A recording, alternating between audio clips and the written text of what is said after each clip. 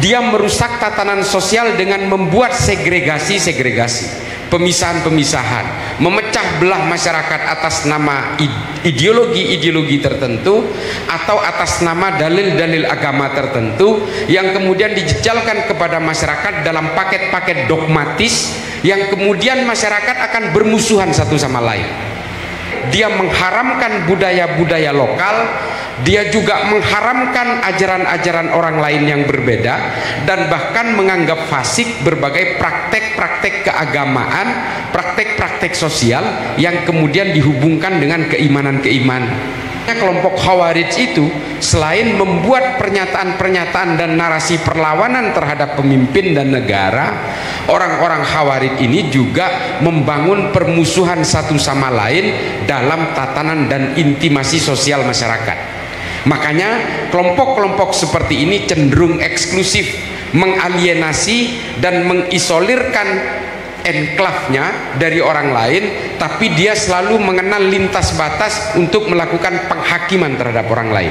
Seluruh teroris menggunakan kitab ini sebagai rujukan. Teroris-teroris yang ditangkap oleh Densus 88 pasti punya dua kitab utama yang menjadi anjuran kelompok Wahabi untuk melakukan pemecah belahan di tengah masyarakat. Saya sebenarnya bukan tipikal orang yang mau peduli dengan keyakinan orang lain. Orang mau guling-guling, mau nyungsep dengan keyakinannya, silahkan. Kalau saya kemudian gerah dan gelisah dengan keimanan orang lain, dengan keyakinan orang lain, saya tidak ada bedanya dengan mereka. 99,9% teroris yang ditangkap oleh Densus memiliki pemahaman Wahabi Salafi. Yang tidak percaya dengan ini, silakan bantah saya, ketemu saya berikan datanya. Kalau juga tidak percaya, saya bawa ke penjara, saya pertemukan langsung dengan terorisnya. Kalau masih nggak percaya juga dipertemukan dengan terorisnya, ya saya penjara sekalian. Mari saya pertemukan dengan Oman Abdurrahman, saya pertemukan dengan para Wijayanto, saya pertemukan dengan para ideolog-ideolog Muhammad Farid Oqbah, Zainun Najah, Anung Al-Hamad, saya pertemukan dan tanyakan kepada dia paham apa yang dipakai. Wahabi Salafi, Pak. Adik-adik sekalian, kalau Wahabi Salafi mengharamkan musik, teroris mengharamkan musik. Kalau Wahabi Salafi mengharamkan ziarah kubur, haul, tahlilan, maulid, teroris juga sama. Khalid Basalamah, Sabaik Basalamah, Firanda, mereka adalah pintu-pintu pembuka yang menggunakan artis-artis untuk menjadi daya tarik. Penggemar artis itu diharapkan tertarik kepada ustadznya si artis. Dibuka semua, open gateway. Dalam proses kesadaran kognitif, mereka akan diajarkan bahwa orang yang berbeda dengan dia adalah orang-orang fasik, penyembah kuburan, ahlul bid'ah, ahlun nar. Tuduhan-tuduhan itu akan diberikan kepada murid-muridnya untuk menyerang orang yang berbeda.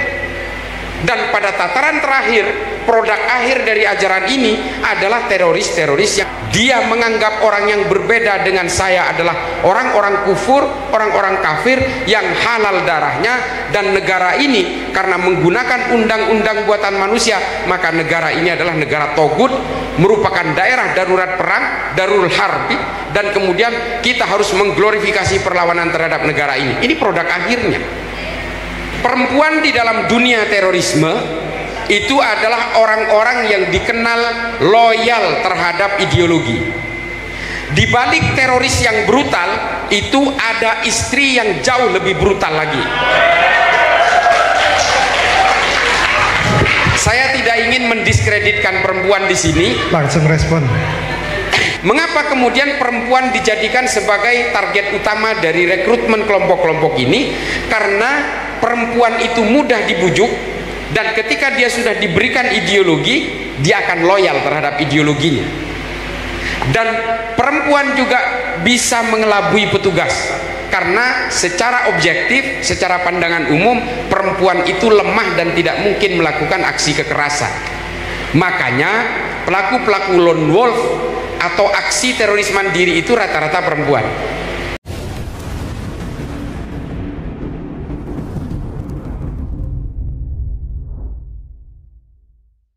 Radikalisme itu sebenarnya indikatornya bukan hanya perlawanan terhadap negara, tapi sebenarnya juga merusak intimasi dan tatanan sosial itu juga radikal. Bisa jadi kelompok radikal ini dia ini bagian dari pemerintah. Bisa jadi dia itu mewajibkan kepada orang-orang penganut ideologinya menghormati pemimpin. Bisa jadi. Bahkan berunjuk rasa diharamkan. Bisa jadi. Dan bahkan dia mengaku NKRI. Bisa. Tapi dalam praktek sehari-hari dia merusak tatanan sosial dengan membuat segregasi, pemisahan-pemisahan, memecah belah masyarakat atas nama ideologi-ideologi tertentu atau atas nama dalil-dalil agama tertentu yang kemudian dijejalkan kepada masyarakat dalam paket-paket dogmatis yang kemudian masyarakat akan bermusuhan satu sama lain. Ini juga radikal. Bisa jadi dia comply terhadap negara, bisa jadi dia patuh terhadap negara, tapi dalam sisi lain dia mengharamkan budaya-budaya lokal, dia juga mengharamkan ajaran-ajaran orang lain yang berbeda, dan bahkan menganggap fasik berbagai praktek-praktek keagamaan, praktek-praktek sosial yang kemudian dihubungkan dengan keimanan-keimanan. Nah ini kata siapa definisi ini? Definisi ini diutarakan oleh Syekh Usama Said Al-Azhari dalam kitabnya Al-Haqqul Mubin. Makanya kelompok Khawarij itu selain membuat pernyataan-pernyataan dan narasi perlawanan terhadap pemimpin dan negara, orang-orang Khawarij ini juga membangun permusuhan satu sama lain dalam tatanan dan intimasi sosial masyarakat. Makanya kelompok-kelompok seperti ini cenderung eksklusif, mengalienasi dan mengisolirkan enklavnya dari orang lain, tapi dia selalu mengenal lintas batas untuk melakukan penghakiman terhadap orang lain. Nah ini kelompok ini banyak ini. Kalau kita mau bicara Wahabi Salafi, mereka ini lanjut. Mereka ini memberikan anjuran untuk menghormati pemimpin. Mencaci maki Jokowi itu diharamkan, tidak diperbolehkan. Ini kelompok Wahabi Salafi. Mengapa kok bisa begitu? Karena ajaran ini dibuat oleh keluarga Ibnu Saud melalui seorang ulama bernama Muhammad bin Abdul Wahab yang memang menginginkan orang Saudi menghormati rajanya. Jadi ketika ajaran ini dibawa ke Indonesia, maka ajaran ini juga menekankan harus menghormati pemimpin. Karena memang ajaran-ajaran dari Wahabi Salafi ini made by order, dibuat sesuai pesanan untuk memperkokoh kekuasaan politik dari keluarga Ibnu Saud. Makanya setiap ajaran mereka ini adalah untuk konsumsi kekuatan politik keluarga Ibnu Saud. Saya sering mengutarakan ini di YouTube, sudah saya utarakan berulang-ulang, dan saya tantang kepada kelompok Wahabi Salafi pun untuk membantah pernyataan saya. Mari kita adu literatur, kita adu sejarah soal ini. Alhamdulillah sampai sekarang tidak ada bantahan. Dan mereka mungkin juga sekedar ikut-ikutan menjadi follower, dan sebenarnya mereka tidak didukung oleh literatur yang kuat. Mengapa mereka kemudian mengharamkan penghormatan kepada dzurriyyah kenabian? Karena lawan politik utama dari keluarga Ibnu Saud itu keluarga habaib, namanya keluarga Ibnu Rashidin dari kota Ha'il. Perangnya 8 kali, membunuh 13.000 rakyat Saudi, hanya gara-gara untuk penguatan politik keluarga Ibnu Saud. Metodologi penguatan politik dari keluarga kerajaan ini kemudian yang mempengaruhi ajaran ini, yang kemudian aturan-aturan di dalam ajaran agama Wahabi Salafi ini dijahit sesuai dengan ukuran keluarga kerajaan Ibnu Saud. Dan mengapa mereka mengharamkan musik? Karena musik bisa menghimpun kerumunan masyarakat, di mana keluarga Ibnu Saud ini paling takut dengan kerumunan masyarakat Saudi. Karena mereka takut ketika masyarakat berkerumun akan melakukan gerakan-gerakan perlawanan terhadap keluarga Ibnu Saud pada zamannya. Dan mengapa juga ziarah kubur kemudian diharamkan oleh ajaran dari Wahabi Salafi ini? Mengapa? Karena mereka, keluarga Ibnu Saud dan Muhammad bin Abdul Wahab ini tidak menginginkan orang Saudi punya ikatan masa lalu dengan leluhur-leluhurnya. Mereka ingin memutus mitos itu sehingga orang Saudi betul-betul fokus kepada pemimpin dari keluarga Ibnu Saud. Ini untuk penguatan politik. Dan mengapa juga mereka mengharamkan budaya-budaya lain? Karena kerajaan keluarga Ibnu Saud tidak mau orang Saudi terkontaminasi oleh budaya-budaya orang lain di luar Saudi. Sama seperti Google hari ini yang dilakukan oleh pemerintahan Korea Utara. Korea Utara mengharamkan Google karena rakyatnya tidak mau, Kim Jong-un tidak mau orang Korea Utara terkontaminasi oleh ajaran-ajaran dari luar Korea Utara. Google dalam konteks ini berkonotasi budaya bagi rakyat Saudi pada tahun 1727. Jadi semua budaya diharamkan kecuali budaya yang diizinkan oleh keluarga Ibnu Saud. Nih, saya langsung ngegas kalau soal ini. Genealoginya jelas, urutan-urutannya jelas. Dan mengapa ajaran-ajaran Ahlus Sunnah wal Jamaah ini semua dijadikan antitesis oleh Muhammad bin Abdul Wahab? Karena musuh utama mereka adalah Kekaisaran Utsmani yang notabene penganut Ahlus Sunnah wal Jamaah. Jadi ini memang custom fit, customized, tailor made. Ajaran ini memang dibuat untuk konsumsi politik keluarga Ibnu Saud. Dan kemudian hari ini diekspor ke negara kita atas permintaan Amerika. Ini, apakah saya ngarang? Diutarakan sendiri oleh Pangeran Muhammad bin Salman di Frontline dan juga RT.com. Bisa di googling. Dia mengatakan bahwa ajaran Wahabi ini dulu dipaksa untuk diekspor ke berbagai negara muslim atas permintaan negara-negara barat, wabil khusus permintaan Amerika. Ketika Saudi menemukan minyak dengan lifting cost yang paling murah dan teknologi pengangkatan minyak di Saudi ini dibantu oleh teknologinya Schlumberger Prancis, Halliburton Amerika, dan berbagai logging system yang dipakai dari teknologinya Inggris. Sehingga Barat kemudian meminta kepada Wahabi, kepada Arab Saudi, atas balas jasa teknologi pengangkatan minyak ini, bantu kami untuk menyebarkan Wahabimu ke seluruh negara Islam untuk menandingi pengaruh Uni Soviet dalam perang dingin. Lalu kemudian kita menerima Wahabi dan kita kemudian dikafir-kafirkan oleh mereka. Sama persis seperti prakteknya ketika Wahabi pertama kali menancapkan kukunya di Arab Saudi. Mereka juga mengkafir-kafirkan dengan menggunakan konsep al-wala wal bara yang ditulis oleh Ibnu Taimiyah dalam Majmu' al-Fatawa dan diperjelas dalam kitabnya Ibnu Taimiyah yang lain dalam Taklih As-Siyasatus Syariah. Dua rujukan utama ini yang dipakai oleh Muhammad bin Abdul Wahab untuk memecah orang Saudi yang notabene semuanya Islam, tafsirnya sama, madhabnya sama, manhajnya sama. Mereka kebingungan bagaimana caranya mengayak-ayak rakyat Saudi untuk memisahkan mana yang pro keluarga Ibnu Saud, mana yang pro Utsmani. Ini kemudian dipisah dengan al-wala wal bara yang kemudian dimodifikasi oleh Muhammad bin Abdul Wahab dan dielaborasikan oleh seorang ulama Saudi bernama Muhammad Said Al-Qahtani. Nama kitabnya Al-Wala wal Bara fil Islam. Seluruh teroris menggunakan kitab ini sebagai rujukan. Teroris-teroris yang ditangkap oleh Densus 88 pasti punya dua kitab utama yang menjadi anjuran kelompok Wahabi untuk melakukan pemecah belahan di tengah masyarakat. Yang satu Al-Wala wal Bara fil Islam yang ditulis oleh Muhammad Said Al-Qahtani. Yang kedua adalah Idarat At-Tawahhush yang ditulis oleh Muhammad Abu Bakar Naji. Ini semuanya diglorifikasi oleh kalangan Wahabi. Nah, lanjut terakhir, nanti pertanyaan berikutnya. Apakah saya kemudian juga bagian seperti orang Wahabi yang gemar mengkafir-kafirkan keyakinan orang lain?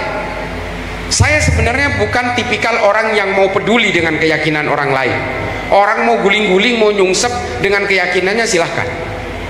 Kalau saya kemudian gerah dan gelisah dengan keimanan orang lain, dengan keyakinan orang lain, saya tidak ada bedanya dengan mereka. Kepedulian saya untuk melawan ajaran Wahabi Salafi ini adalah ketika saya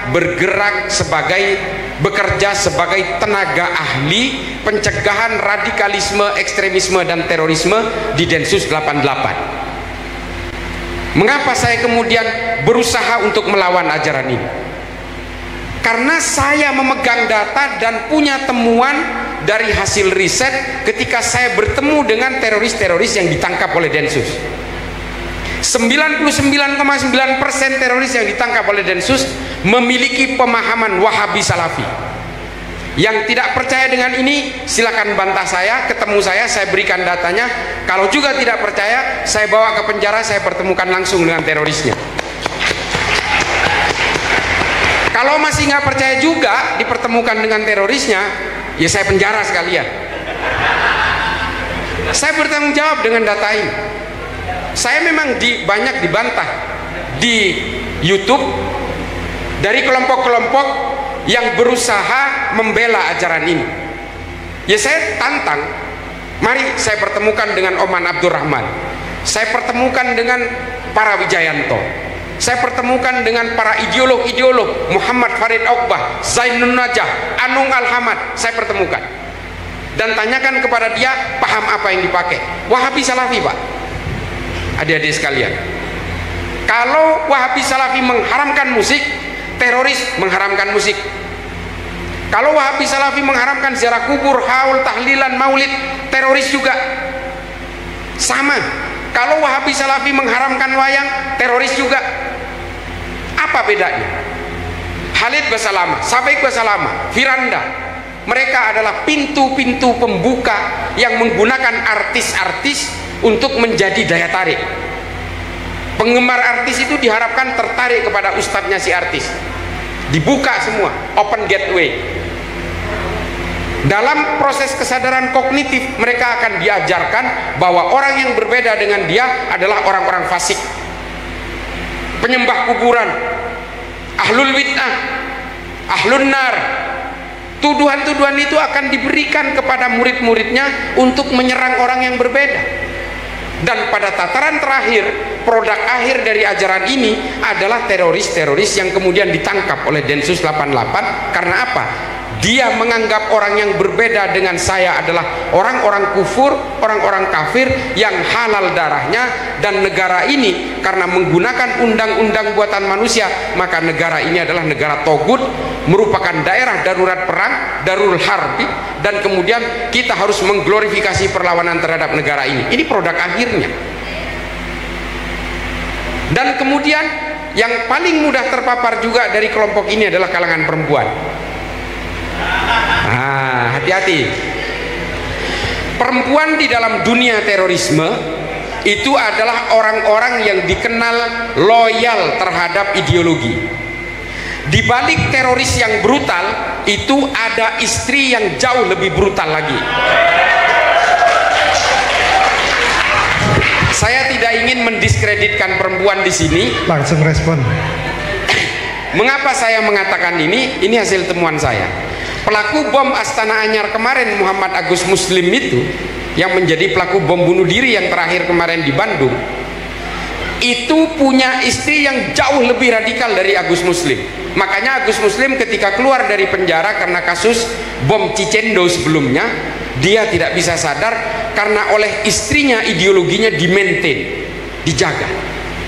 Dan dia melakukan bom bunuh diri itu juga bagian dari dukungan istrinya. Nah, mengapa kemudian perempuan dijadikan sebagai target utama dari rekrutmen kelompok-kelompok ini? Karena perempuan itu mudah dibujuk, dan ketika dia sudah diberikan ideologi, dia akan loyal terhadap ideologinya. Dan perempuan juga bisa mengelabui petugas, karena secara objektif, secara pandangan umum, perempuan itu lemah dan tidak mungkin melakukan aksi kekerasan.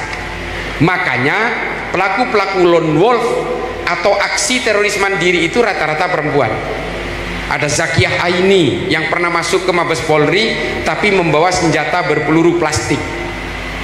Dia datang ke Mabes Polri, dia sudah tahu tidak mungkin menumbangkan Mabes Polri, tapi dia memang ke sana untuk mengantarkan nyawanya supaya dibunuh oleh polisi.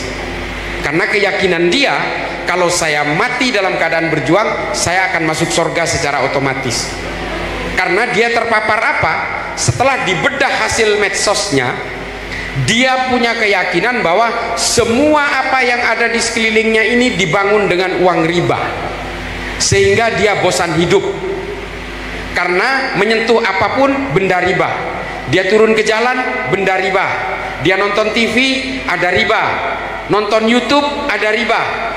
Karena semuanya melibatkan bank, lalu dia lebih memilih untuk saya lebih baik mati lebih cepat supaya saya bisa lebih cepat masuk surga. Zakiyah Aini, hasil temuannya. Setelah kita bedah, yang dia tonton itu adalah ajaran dari ustadz-ustadz penganut Wahabi Salafi, salah satunya Khalid Basalamah. Dia tonton dari 0 detik sampai penghabisan, semuanya dibabat habis. Setelah kita bedah dari lintas IT-nya,